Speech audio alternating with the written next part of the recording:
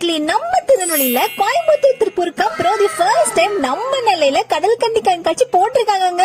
அப்படி நாங்க வந்த இடம் தான் பாளையங்கோட்டை ஜெயில் ஆப்போசிட் பள்ளி பக்கத்துல இருக்கிற சிஎஸ்சி கிரவுண்ட்ல தாங்க. பாத்தீங்கன்னா 30 வகையான மீன்களும் 3 கடல் கண்ணியும் வச்சிருக்காங்க. பத்தி சொல்லவே வேணாங்க, எக்கச்சக்க ஃபிஷ் வச்சிருக்காங்க. நிறைய வெரைட்டி பெரிய பெரிய ஃபிஷ் வச்சிருக்காங்க. சில ஃபிஷ் எல்லாம் பார்த்து பயமாவும் இருந்துச்சு எனக்கு. அவ்வளவு நிறைய ஃபிஷ் எல்லாம் வச்சிருக்காங்க.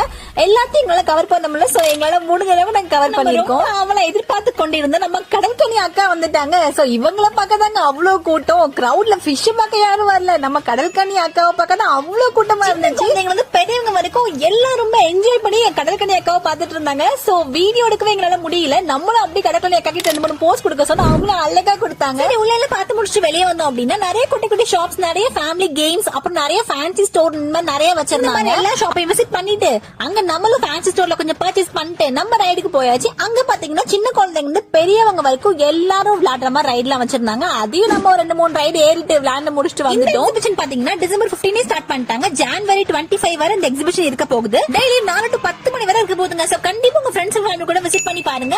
இந்த மாதிரி நிறைய கண்டுக்கு நம்ம பேஜை ஃபாலோ பண்ண மறந்துடாதீங்க.